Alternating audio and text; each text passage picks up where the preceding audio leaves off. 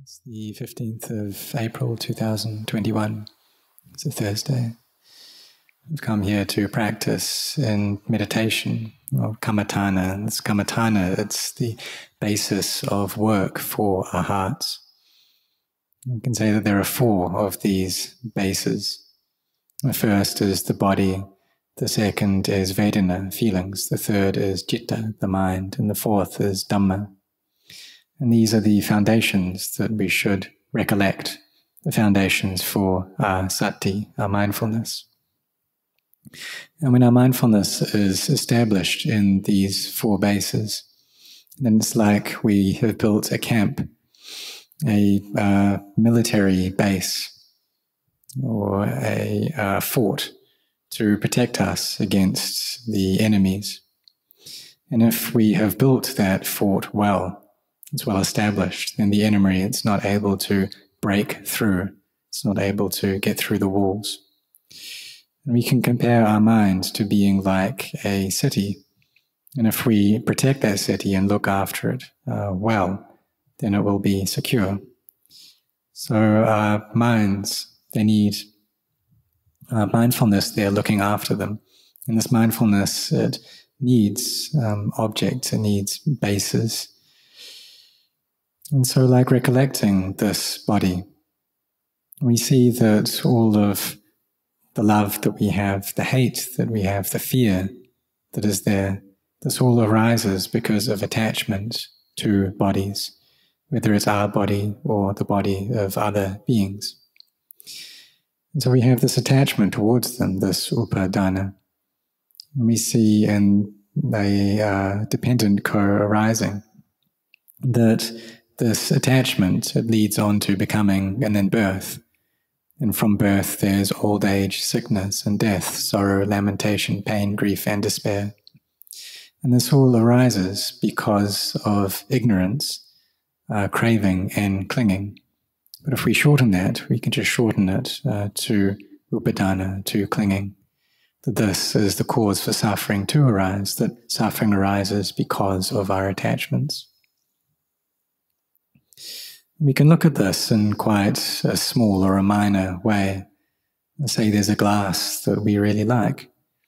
And if we attach to that glass and it breaks, then we suffer. But that glass itself, it doesn't suffer. The things that we attach to, the objects, they don't suffer along with us. It's the people who attach to them. They are the ones that suffer. And so whether people have a little bit of money or a lot of money, they experience suffering in their own ways. And in order to get these objects that we own, we need to go and find them. We need to spend money on getting them, because we see that not having these objects is a source of stress for us. So we work to try and get them. And there's stress involved in that seeking of these objects. But then when we get them, we need to look after them, we need to care for them, to be cautious around them. And if we're not cautious, then they can easily break. When they break, if the heart is attached to them, then suffering arises. There's even more stress there. And so we have to look after these things. And we try to instruct ourselves that these things, they're not constant, they're breakable. But we also have to look after them externally. If we have children, then we tell our children to be careful around these glasses. If there are people working in the kitchen, we tell them to be careful. We try to use them well. We care for them, look after them, we clean them, so we can use them for a long time. But if we're not cautious, then they break and they become wasted.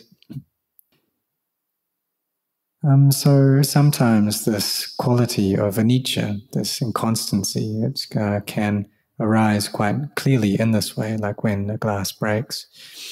But at other times it can be quite difficult to see this. And there can be children or young novices who don't understand this.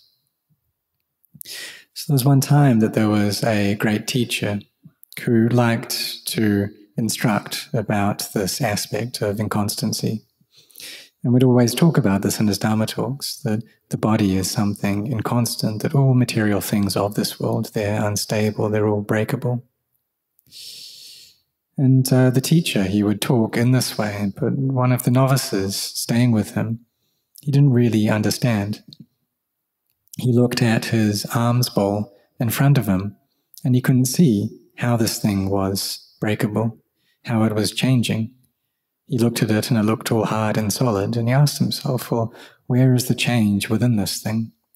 So he took out a hammer and he hit his alms bowl with it and gave it a big dent.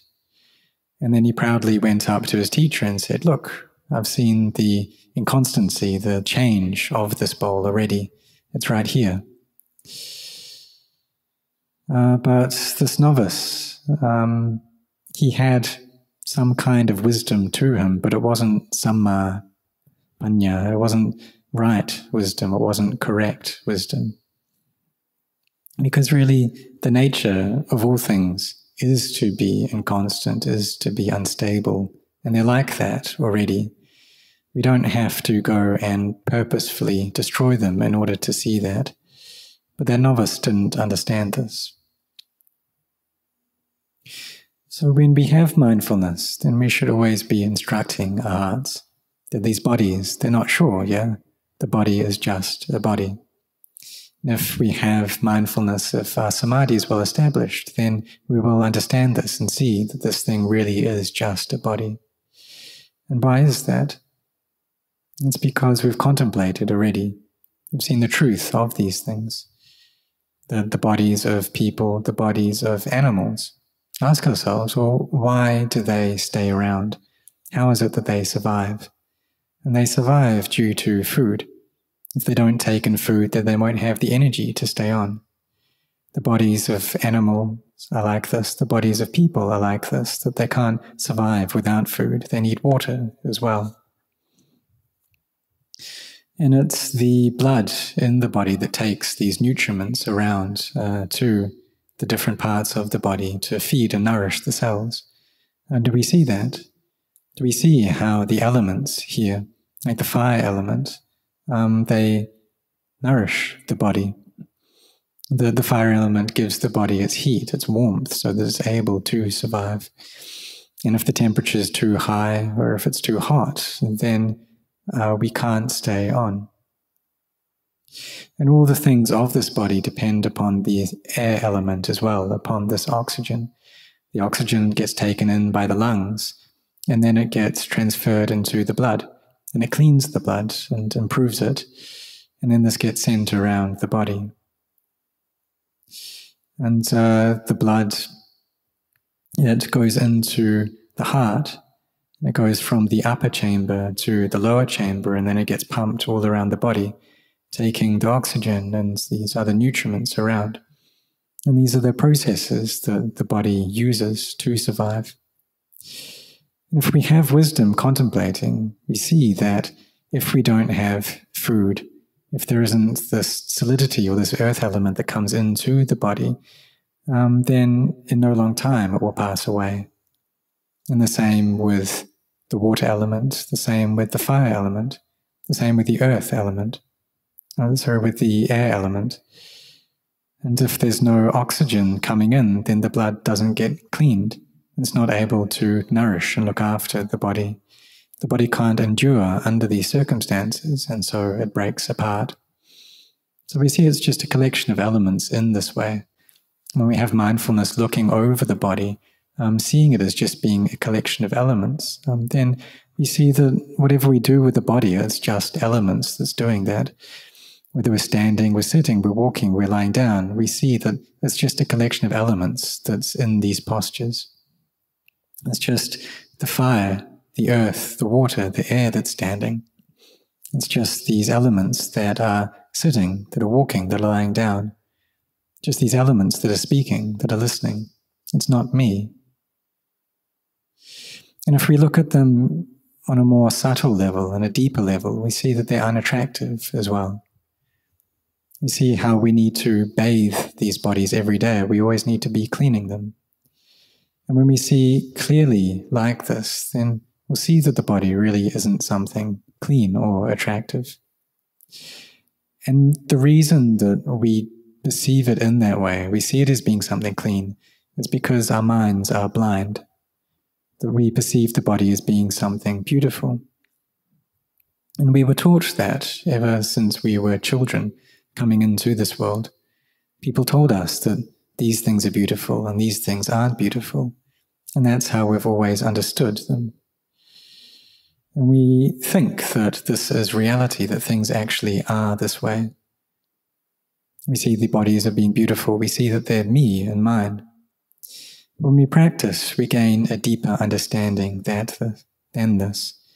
We see that these feelings of something being beautiful or something not being beautiful, these arise from the kilesas that are in control of the heart and have been for a very long time. And when we see, and that's how we see things in this way. But if wisdom arises, then we gain a different kind of understanding, a different kind of knowing, and see that these bodies really aren't attractive. And if they were beautiful, then why do we need to clean them like we do? Why do we need to rub them over with soap?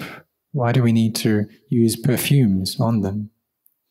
If they were clean, then surely we wouldn't have to do these things. And why is it that cloth that is clean, when it comes into contact with the body, it becomes dirty and we have to wash it? Well, that's because these bodies are unclean things. And then when we cover something unclean with anything, then it turns that thing unclean as well. And do we see this? So we should think, we should contemplate in this way, seeing that really these things are dirty, that there are all these unclean things under the skin that seep through the pores and that make the clothes that cover our bodies dirty. And through that we should gain the understanding that what's underneath the skin really is dirty as well. That if we just scrape the skin in any place, then blood flows out. And there's that smell of raw flesh, the kind of smell that you get in a butcher's shop, that comes out of the body. And so we see that these bodies really aren't beautiful. And we see that that's their reality. We see that the things that we take to be beautiful, they're not real. And the things, the reality is that these things are not beautiful. And when we perceive it in this light, then the heart turns beautiful, it turns clean. And so these things are opposed to each other. They are inverted in this way. So we clean our bodies on a daily basis, but we also need to clean our hearts as well. And we do this through practicing the Dhamma, and through seeing that these things are not beautiful. Having this as the foundation of our mindfulness, recollecting in this way. And when our minds have reached a state of peace, then we see that the body is really just a collection of elements, something that is unstable and constant, something that arises and ceases. And just like how this breath, it comes in and it goes out. And all the things that we own and have, what are they and what do they depend upon? That we have all of these things because we have breath. That the body is breathing. Isn't that right? All the wealth that we have, whether it's a little or a lot, it depends just upon this breath. There are some people who are in abject poverty. And there are some people who have just enough money to be able to eat and get by. There are others who live quite difficult lives. They don't really have much comfort in the material things that they own. And then there are other people who are a bit better off. They don't have to endure so much. And we see that people differ in this way. They go from this very hard state of complete poverty, and we get people right up to the very wealthiest people around. It can be millionaires or these very rich people, the richest person in town, or the richest person in the province, or the richest person in the country or the continent or the world. And people are able to get to these states of power, of wealth, becoming leaders because of the barami that they have developed in the past, because they had cultivated generosity and sila, virtue, before. And that also, in order to become leaders, they need to have cultivated this barami of respect, the quality of respect, of humility. And so for people, say, to get elected as a leader in a democracy, they need to have developed this quality of respect in the past. And so no matter what position we get to, we shouldn't make ourselves out to be a big deal. We shouldn't get inflated egos. We need to be humble. We need to not compete so much with others. Even though we may have a lot of knowledge, a lot of worldly wisdom, we still need to humble ourselves as well, to not brag about our knowledge, to not brag about our abilities. Though we may have a lot of wealth, have very high positions, we don't brag about that. We don't get inflated egos, but rather we need to make ourselves humble. And the Pucha, he frequently gave the example of Venerable Asaji, who was a very humble person. And even though he was an arahant, someone fully awakened, when he met with Upatissa, or Venerable Sariputta, and Venerable Sariputta asked him to teach the Dhamma to him, he responded that, I'm just someone who's new to this teaching. I'm new to the Buddhasasana. So I can't give you a very detailed description. I can just give you quite a short teaching. Sariputta, he was wise, and he said, well, just a short teaching, that's enough for me. So Venerable Asaji taught him that the Buddha says that all dhammas arise from causes. And when those causes are absent, then that thing ceases. And just through listening to this, he was able to become a Sotapanna. So we see he was humble in this way. And the people who are endowed with Dhamma, who have Dhamma, they become more and more humble because they abandon their conceit. And just like how when we contemplate into this body, we see that when there's no breath, then these bodies can't survive. And we claim that we're better than animals, but we need to die just the same as animals. And if we really were better than them, then we wouldn't die like they do. But animals die, and we do just the same. So through thinking in this way, we can abandon our conceit. We won't see ourselves as being better to, equal to, or worse than them. And that all things that can survive, they do so through this breath. And we need to die just like they do, that these bodies of ours need to break apart just the same. That they are composed of arising and ceasing just the same. There's no self, no being, no me, no other there. And do we see this? If our mindfulness is there looking after our hearts, then we will see things like this, and the heart becomes empty. And there'll be joy that arises. There's inner beauty that comes up, and the heart becomes very contented and full. And when it's like this, we see that we're walking the path towards the Dhamma, the path to attaining the Dhamma, to seeing the Dhamma. So this quality of mindfulness, this factor for awakening, is what can take us to seeing the Dhamma. We have these factors of effort, of mindfulness, of steadiness of heart, studying the Dhamma, and contemplating the Dhamma, such as asking ourselves, is this body just a collection of elements? The earth, water, fire, and air, do these things have to disband? Do they have to break apart? Are they really me? Are these things beautiful, or are they not beautiful?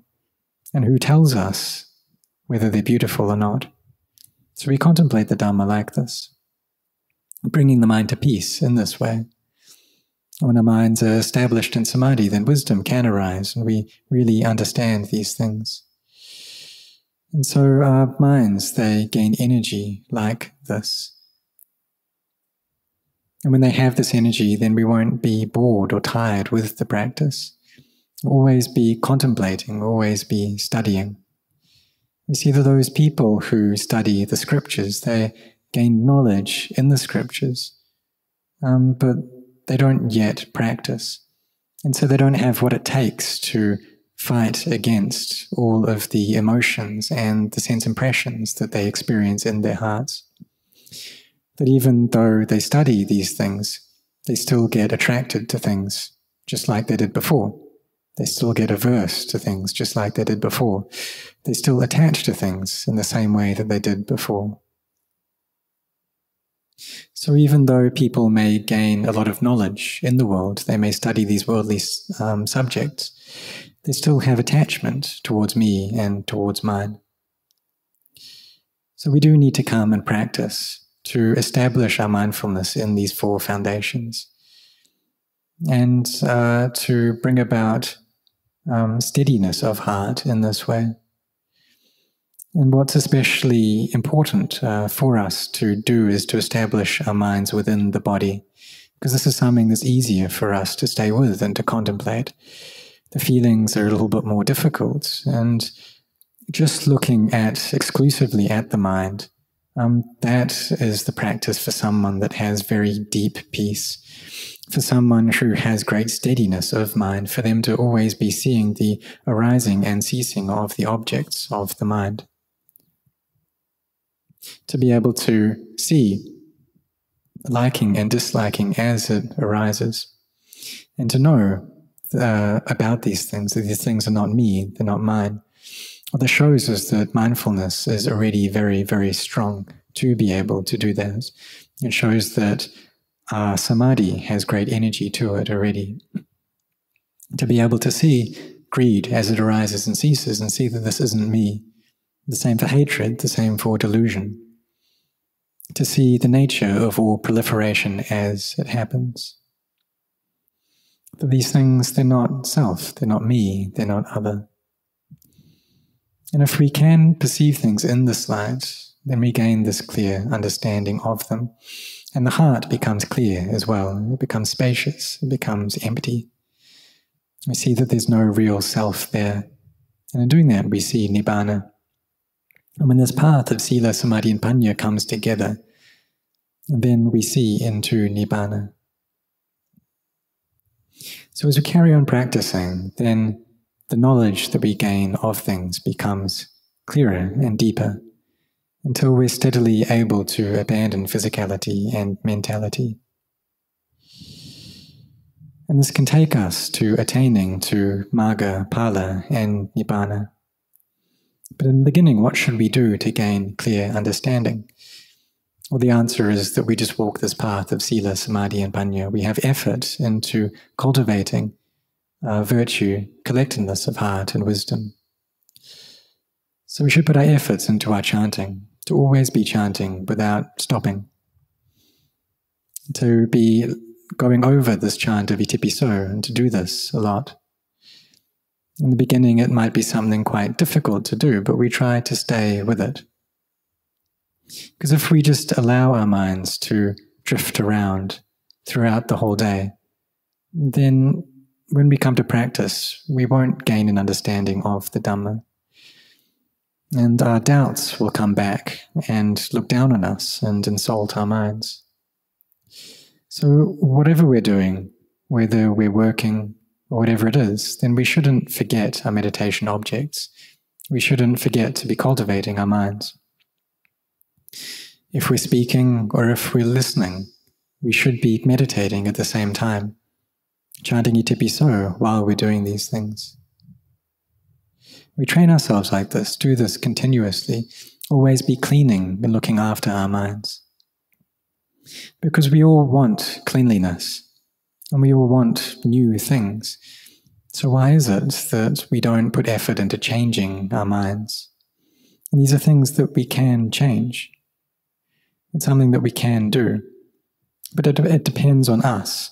And if we put our efforts into it, if we are sincere, then we can do it. It's not above our abilities. So we have this very good opportunity now to practice, and we should use that well. And the people who have wisdom, they will use this opportunity to contemplate into inconstancy or instability, into suffering, stress, and not self. And these are the mental objects that give rise to wisdom. So even though we may only listen to a little bit of Dhamma, but we can always be contemplating, always seeing the nature of all these feelings that come up, or the love that comes up, the hate that comes up, and see what they're about, and see how these things are inconstant. Like how if we love something a lot, if we really, really like something, we tell ourselves that this thing, it's not sure, this thing is unstable. And if we don't like something, if we really hate it, then we tell ourselves it's not sure, it's not stable. We teach our minds in this way, and they'll gain an understanding that's able to change the nature of the mind. So these feelings can change. All the things in the mind, it changes. Sometimes we're feeling very lazy, but this too is possible to change. And sometimes we see other people as being very lazy as well, and we may not like them, but it's possible for them to change. It's possible for our feeling about them to change. So we should be using wisdom to protect and look after our minds in this way. And that's what this one who knows, that's what it is. It's wisdom that looks after the mind. So we practice like this. Always be keeping our practice with us. And just like how we have cultivated virtue and generosity a lot already. And we should also be meditating a lot as well. We should recollect all the generous deeds that we've done. And through doing this, then the heart glows with joy and happiness. We recollect all these good things. So already established in generosity and in virtue. And these two qualities are what allows us to be born in heaven. They give rise to heaven. Isn't that right? We see a Kalyana, a beautiful being, someone with a beautiful heart. It really is beautiful, that mind. And then what do we do from that state? When the mind is beautiful, what do we do next? We need to bring it to peace. We cultivate the merit that comes from meditation, from bhavana. And this is a kind of merit that's a bit more difficult to cultivate, but it's something that we can do if we are sincere in it. So just like how some people, they do this chant of iti piso, and initially they can't even get through 3 rounds of it. And sometimes they can't even just do 1. But as they carry on, then they are able to do more. And there are some people who are very generous. They're very good at this quality of giving, of charity. But when it comes to meditation, their hearts are quite weak. So they try to chant just 3 times, and they're not able to do that. But as they carry on trying, then they get through 3 times, and then they can do 5, then 8, then 10. And some people can even do 185. So as we do this every single day, what we're doing is looking after our hearts. And we do this constantly, bringing the mind to peace. And when the mind is peaceful, we are gaining this merit that comes from samadhi. And when we've developed this peace already, then it's easy for us to gain understanding. It's easier for us to see into the nature of arising and ceasing. We just look at this breath as it comes in, stays for just a bit, and then it goes out. And we see into arising and ceasing right there. See how these bodies are able to survive because of this breath. If the breath comes in but doesn't go out, if it goes out but doesn't come in, then it dies and there's nothing that's left. Everything leaves us, and we leave everything. The mind has to move on, following its causes and conditions. And isn't that right? Isn't that how things are? So all the things that we have in this world, all the things that we are in this world, they all disappear when the breath goes. So therefore we shouldn't be heedless. And that's what the Buddha taught us, to not be heedless. That our lives are steadily getting shorter. The number of breaths that we have are getting less and less. So we shouldn't, or rather we should see just how unstable these lives are. That there are some people who travel home, but they don't reach their home. They die on the road. Things are not sure in this way. We need to have a lot of mindfulness, and those who are able to survive, they do so because of their mindfulness. It's like how someone in a car, and that car is burning, but they're able to have the presence of mind to climb out through the driver's door. And they have this quick-wittedness to them because of their mindfulness. So when we go traveling, we should look around and we should think, well, what will we do if there's an accident? If the car catches on fire, how will we escape? We should prepare ourselves first. And like when we go into a hotel room, we should think, well, if there's a fire, how will I escape? We shouldn't just sleep at ease, but rather we prepare ourselves first. We think about these things. We're not heedless. We look after our minds. And so we keep our mindfulness well established in this way, to not be heedless. So we see that when we travel on a very far journey, that if we don't take supplies with us, then we won't make it. We'll die en route. So these supplies, what they are, the generosity that we do, has become what nourishes us both in this world and in the next world. In the vehicle that we travel on, this is sila, this is virtue, and it makes our traveling not so difficult. And then we have mindfulness and well-established samadhi. But all of these qualities, they need wisdom as well. Like how when we're generous, that requires our wisdom. To cultivate virtue and to meditate, this requires wisdom.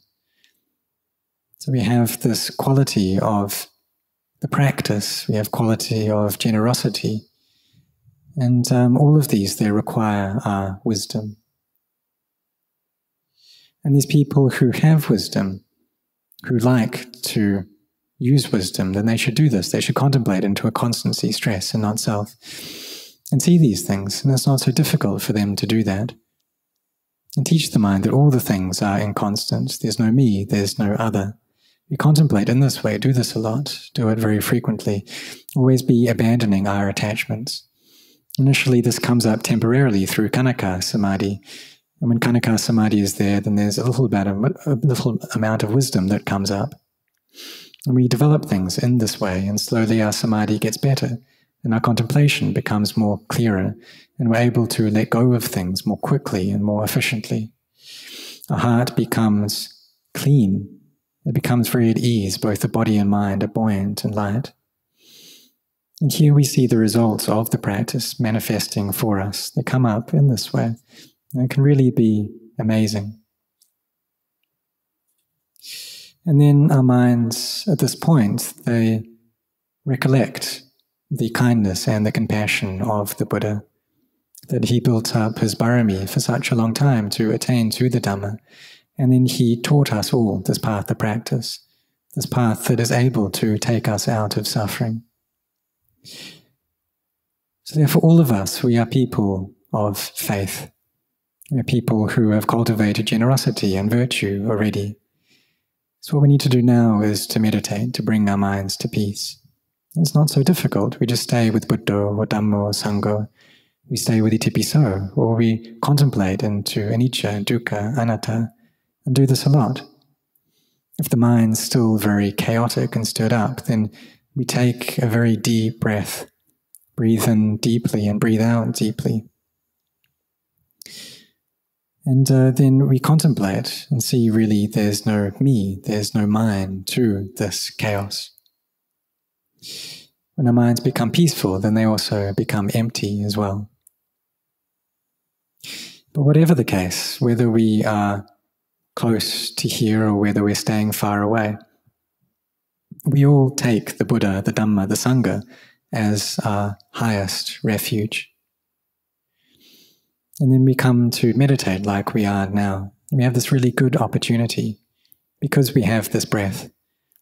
When we don't have any breath, then we don't have any more opportunity to practice. And we should see that suffering is awaiting for us in the future. So we shouldn't abandon our efforts. We shouldn't be lazy, but really put in our efforts.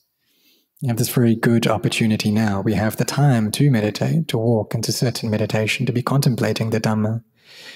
It's a great opportunity, and there's no better opportunity than what we have right now. And even though some people may have to go off to work, you should have mindfulness there throughout the day. Always be chanting itipiso, using this as the foundation of the mind. Whether standing, walking, sitting, lying down, always have mindfulness there. If speaking, if listening, always keep our mindfulness with us. And it's more difficult these days than it was before to keep our mindfulness, because there's so much that's pulling our minds out. All of this news, all of the information that we receive. So we need these chants of itipiso, for example, to keep our minds with. So may you all be sincere in this, to be walking this path of sila, samadhi and panya every single day. And eventually these 7 factors for awakening will come up clearly in the heart. Initially we may not understand these things, but when we experience them for ourselves, we really see that this body is just a body. There's no self, no me, no other to it. The heart perceives things in this way, and so it sees the Dhamma. And when it sees the Dhamma, it's really not something difficult or hard at all. But it's while we're practicing, while we're putting in our efforts, while we're training, that we do need to endure. And this is something that takes a bit of time. To build up samadhi, to build up wisdom, this takes a bit of time, and it requires our sincerity.